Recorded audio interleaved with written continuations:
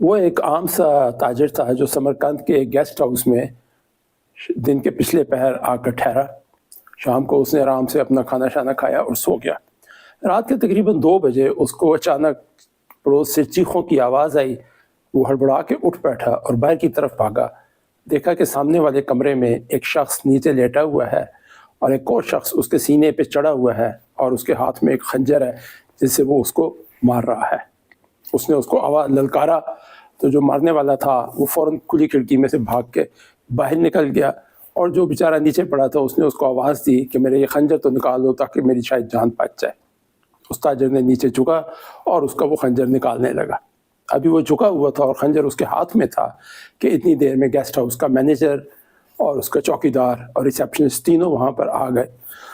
अब वो क्या देखते हैं कि जी एक शख्स जो है वो नीचे लेटा हुआ है, उसके सीने में खंजर है, और ये जो ताजिर है जिसकी मैं कहानी बता रहा हूँ वो उसके ऊपर झुका हुआ है और उसके हाथ में खंजर का दस्ता है। इन 3 लोगों की गवाही पर अगले दिन वो काजी की अदालत में पेश हुआ और काजी ने उसको सज़ाए मौत सुना दी, क्योंकि 3 गवाह मौजूद थे जिन्होंने उसको देखा था उस हालत में। उसको फांसी की सज़ा हो गई।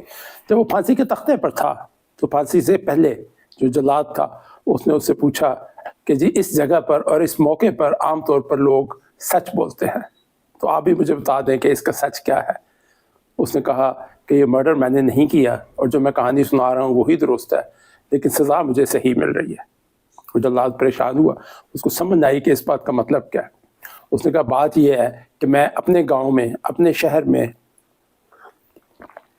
एक मर्डर करके वहाँ से भागा हुआ था और यहाँ आकर मैं अपनी तरफ से छुप गया था कि यहाँ मुझे कोई ढूंढ नहीं सकेगा। लेकिन ये जो मुझे सज़ा मिल रही है फांसी, ये इस मर्डर की नहीं है, ये उस मर्डर की है जो मैं गांव में करके आया हूँ। दोस्तों, इस कहानी से मेरा मकसद कोई कारमा साबित करना नहीं है, ना ही मैं कोई थ्योरी दे रहा हूँ।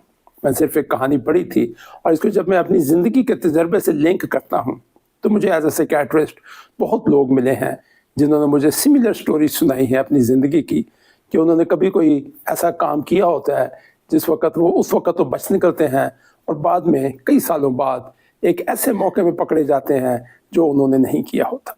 अभी मुझे इस सिलसिले में कोई अपनी राय का इज़हार कर सके और मुझे बताएं कि ये किस हद तक ज़िंदगी इस किस्म के सिस्टम पे चलती है।